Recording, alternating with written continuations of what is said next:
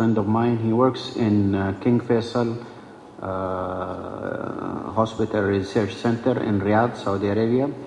He is a well-known medical oncologist with vast interest in hepatobiliary oncology. He is one of the few believers, I think, in oncology and medical oncology, really, in hepatobiliary. So without further ado, I would like to announce, and he will be talking today about systemic treatment in pancreatic cancer. Hello. There's a They are busy. slight problem. Yeah, I just need my slides, please. Hello? Yeah, in the back. Can you get me my slides, please?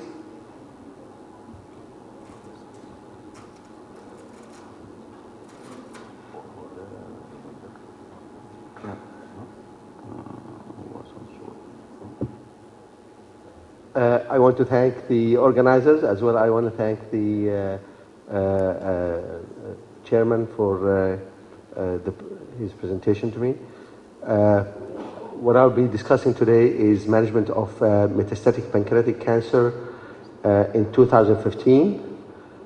I'll present to you the NCCN guidelines, and then I'll present to you the data that's available for the management, and I hope I'll be able to convince you with my conclusion.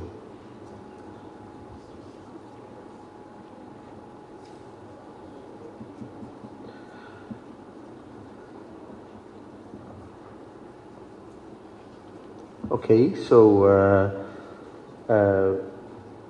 this is actually our new center. I work at King Faisal Special Hospital, and this will be the cancer center that will be moving in. They've been telling us every time next 6 months, so we don't know when we're going to move. And this is the look for the whole complex of King Faisal Cancer Center.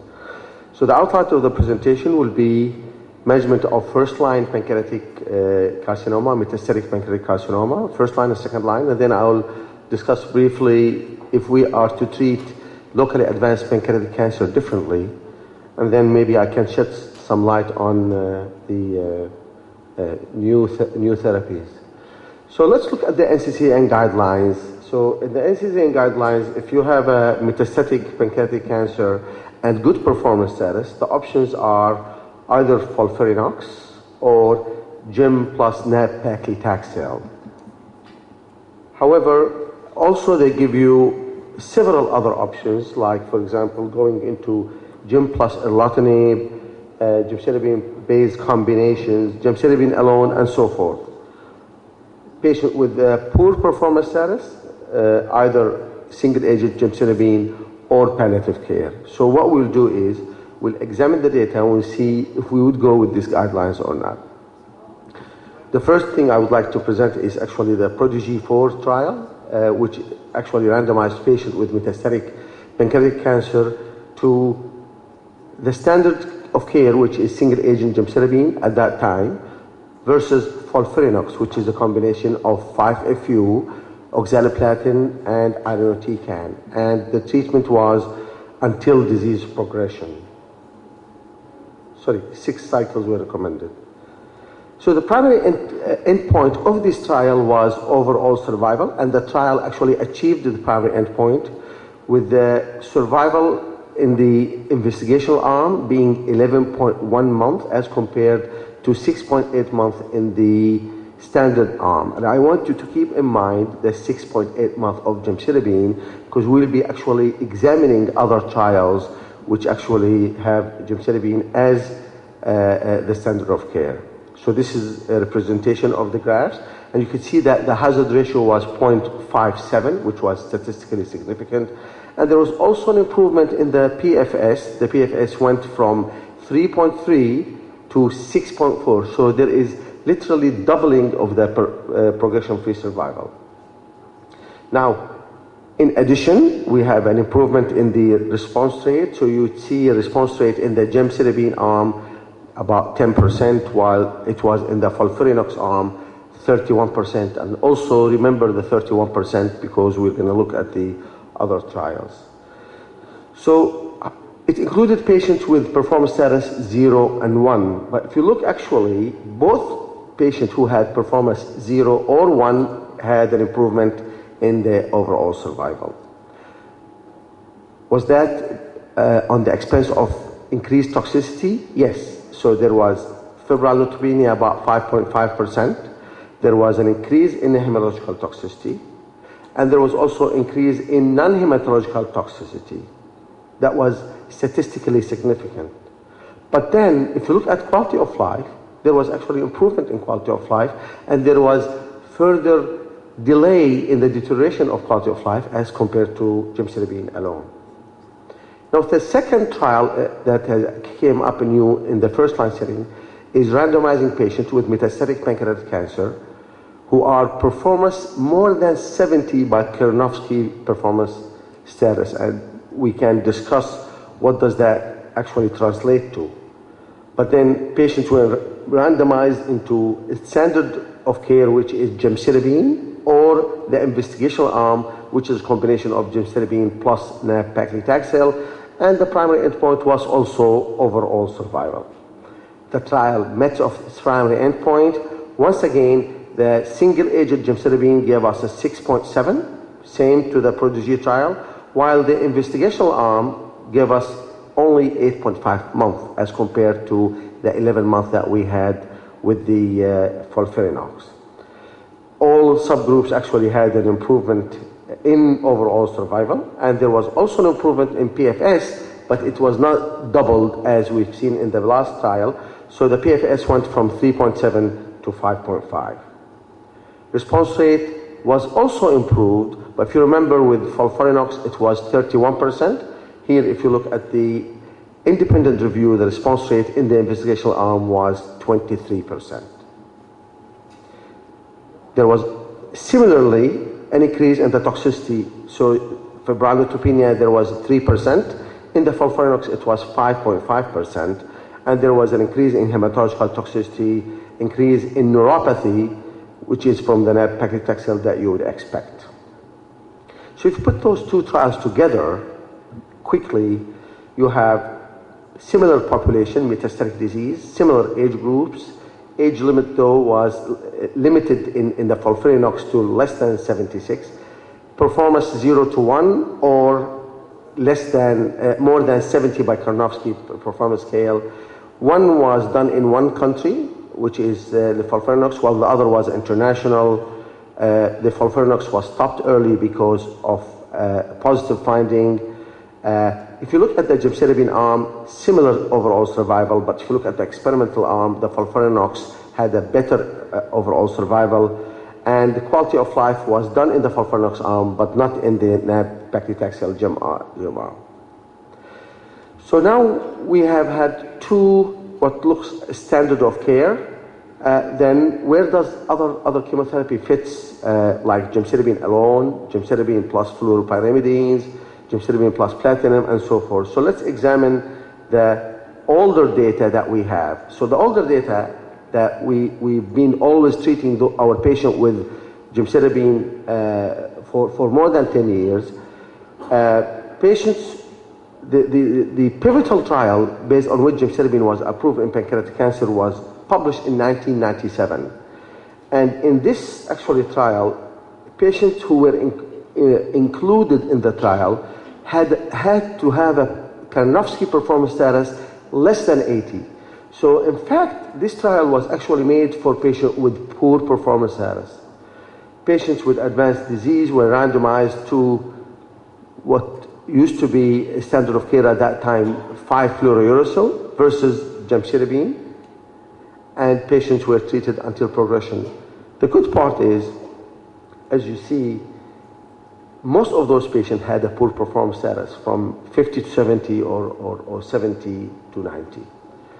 And also, the primary endpoint was not overall survival. Overall survival was a secondary endpoint. What was the primary endpoint is actually an improvement in the clinical benefit, which is a composite of pain and performance status. So the primary endpoint was met. There was an improvement in the clinical benefit from 4.5% to 23%. There was also an improvement in overall survival and in progression-free survival. Both of them were statistically significant. So there was also, since that time, people have started combining gemcitabine with other agents in an attempt to improve the results. And so we have gemcitabine plus capecitabine. There was 3 trials that they were carried out. 2 were phase 3 and 1 was phase 2. One of them, the Cunningham trial, was positive for overall survival. The 2 trials did not. But then there was a meta-analysis that showed an improvement in overall survival in the meta-analysis for the GemCap as compared to Gem alone. I see many people use Gem oxaliplatin, and to me, I don't see any reason why this should be used. There was more than 1 trial for Gem oxaliplatin. All of them were negative. The largest was the one presented by Poplin, Igiloc trial. 3 arms, gemcitabine fixed dose rate, gemcitabine 30 minutes infusion, and GemOx. And the comparison of the fixed dose rate to gemcitabine alone, there was no statistical significance, and also there was no significant difference of the GemOx compared to gemcitabine alone. You all are aware of the gem-erlotinib trial, the Canadian trial that actually established erlotinib as, in addition to gemcitabine, as one of the standard of care. This is a trial that showed statistical significance but no clinical significance. The trial primary endpoint was overall survival. It randomized patients with advanced pancreatic cancer to gem-erlotinib versus gem placebo. And as I said, there was statistically significant improvement in overall survival.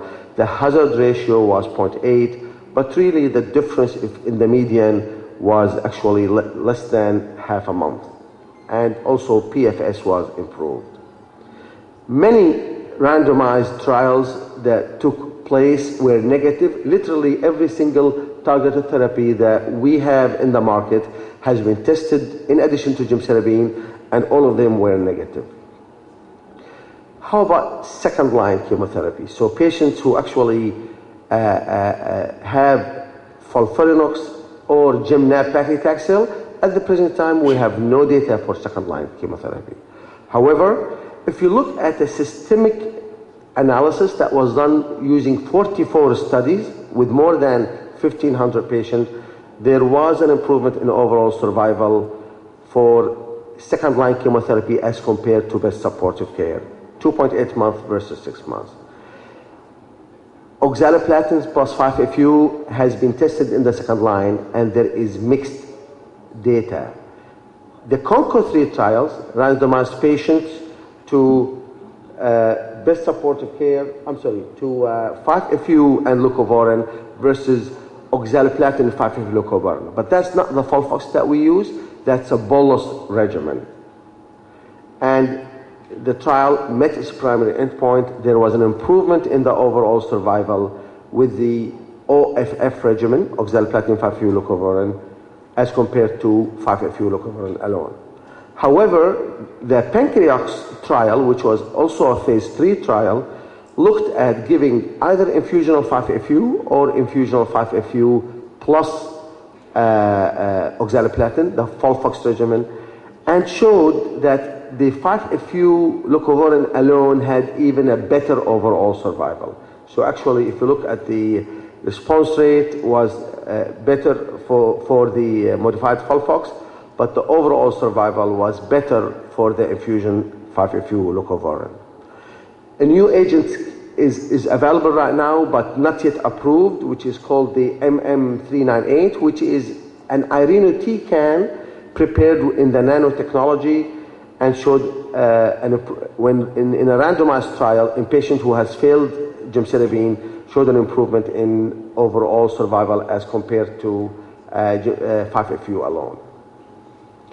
So for metastatic disease, if you have a performance status of 0 to 1, I think the standard of care should be FOLFIRINOX.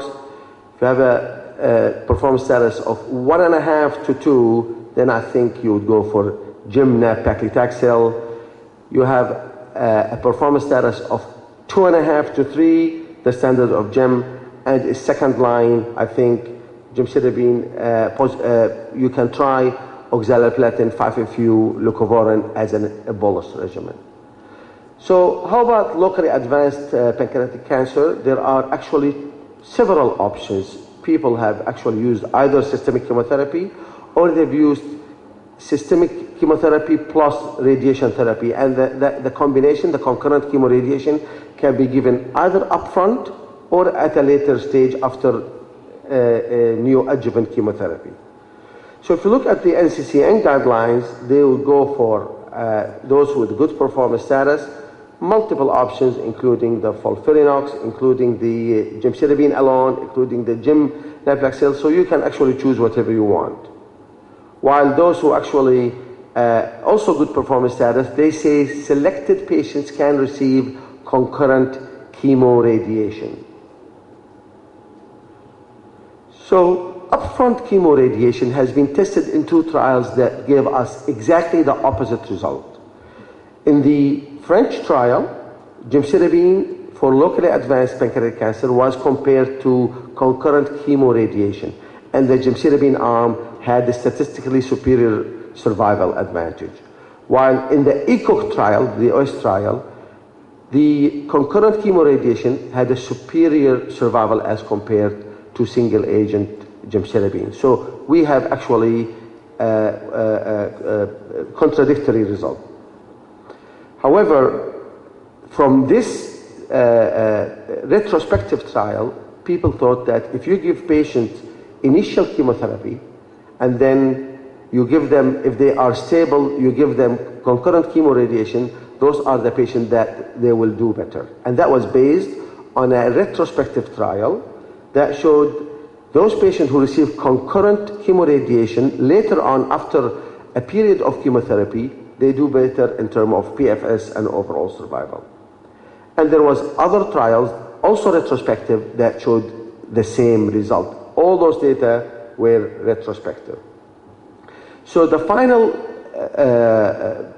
result came from the LAP-07 trial that actually looked into this issue prospectively and randomized patients into 2x2 factorial design. And what I'll show you right now is actually those patients who had received 4 cycles of single-agent gemcitabine up front were randomized to, and they have not progressed, they were randomized to either to receive concurrent capecitabine radiation or to receive chemotherapy alone. And the other randomization was with or without erlotinib. And what I'll show you right now here is the data between the difference between concurrent chemoradiation versus chemotherapy alone. The trial showed no significant difference. The primary endpoint was overall survival. There was no significant difference between those who continued on chemotherapy versus those who actually had chemoradiation.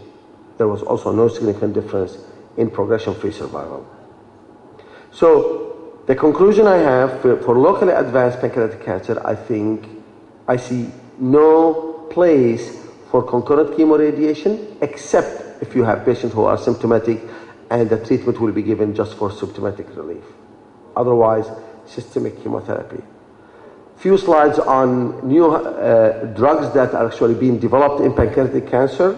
So if you look at this slide, you have 12 pathways that are actually active or altered in pancreatic cancer, and nearly every single pancreatic cancer have some sort of alteration, genetic alteration in that pathway. So pancreatic cancer is a very complicated, genetically complicated disease with a lot of genetic that we think is likely to have a lot of targets, but unfortunately until now we did not succeed.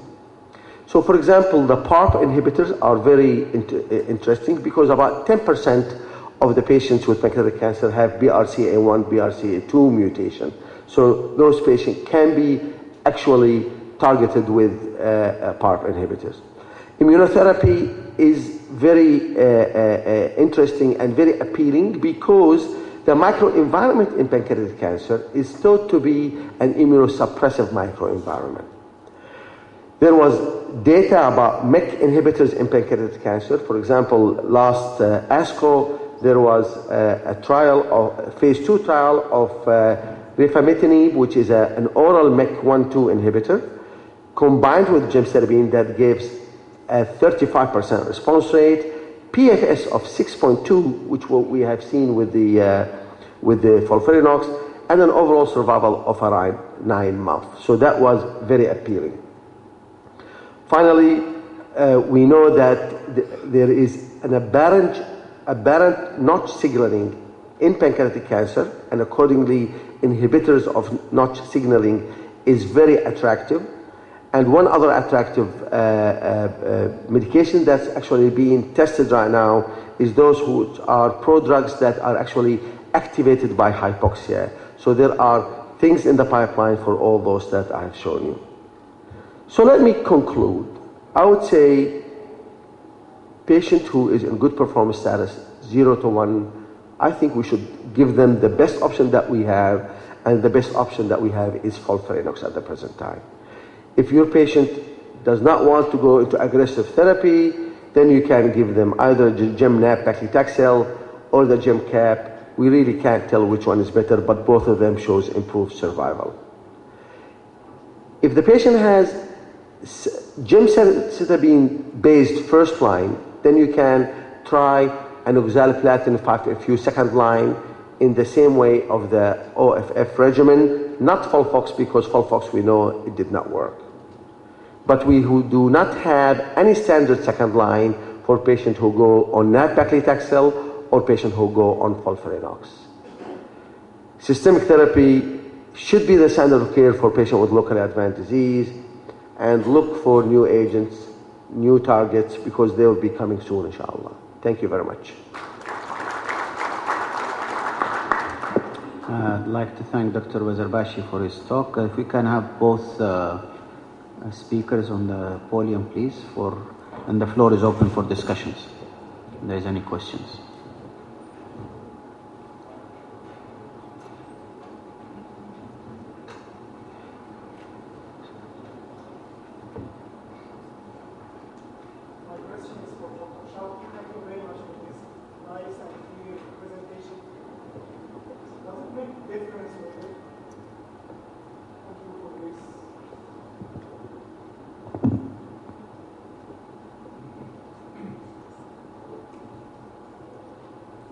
Again, very much for your nice, clear presentation. Does it make any difference whether the patient with locally advanced disease is resectable and remains resectable, or whether it is potentially resectable? Would you recommend adding radiation if you want to convert the patient into resectable?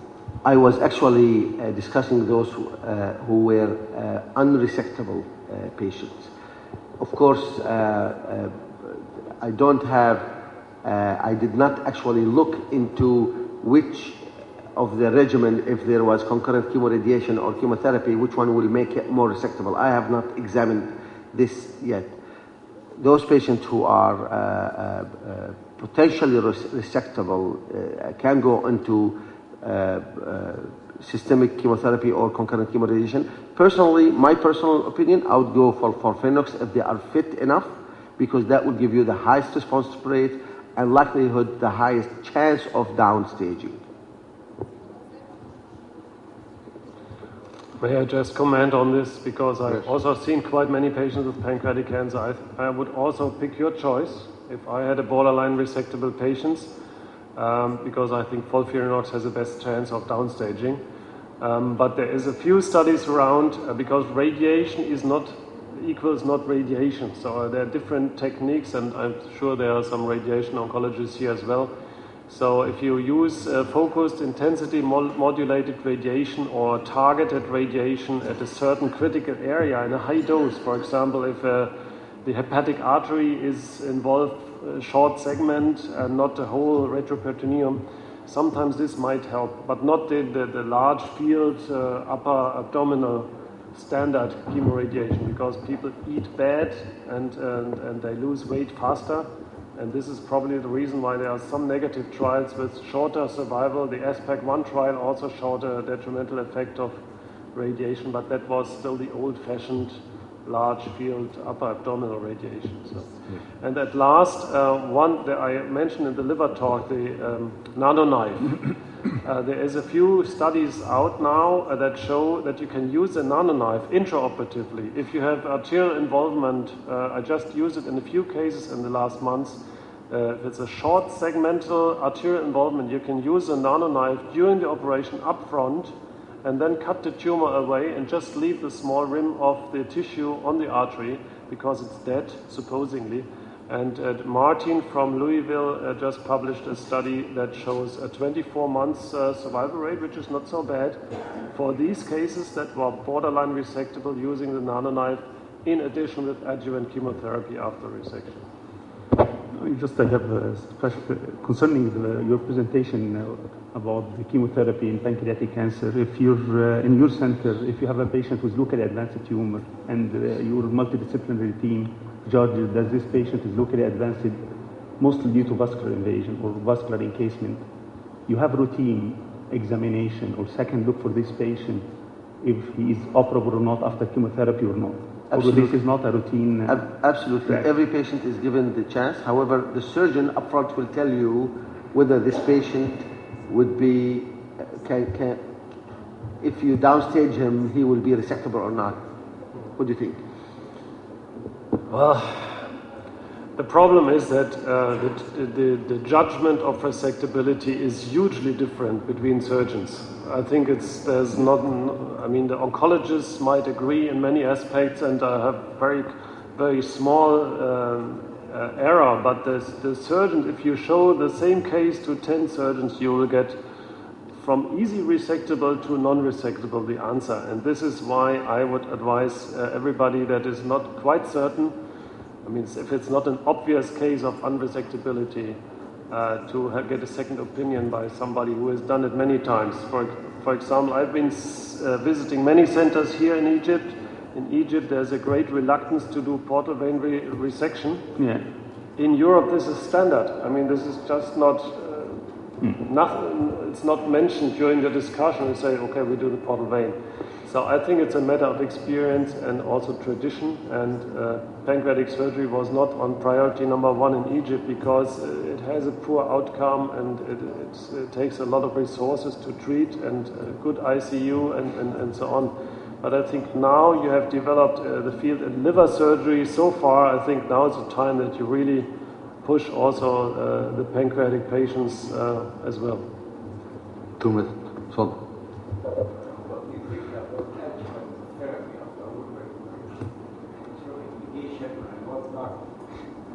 At the present time, the standard of care is single-agent gemcitabine, although 5-FU has been shown to be as good as single-agent gemcitabine, though it's more toxic. So if you give me the option, I will go for gemcitabine. The trial... Not for Renox. I can't because there is no results yet. I know there is an ongoing trial, but until the result is out, we cannot use it because there is no data. There is a comment about the portal vein. What I did it in 2 cases, is that when there is just adherence of the tumor to the portal vein, I will pour in it hot water. That will kill the few cells on the wall of the portal vein. Okay. You are a believer. You are a believer. Okay. I think this is with a glass syringe. It's certainly a personal expert opinion, but unfortunately, these 2 patients, they didn't recur locally. Yeah. But they got liver metastasis. Yeah, the issue of portal vein invasion is a difficult one because if you resect the portal vein because you think it is involved, only in 35 to 40% of the cases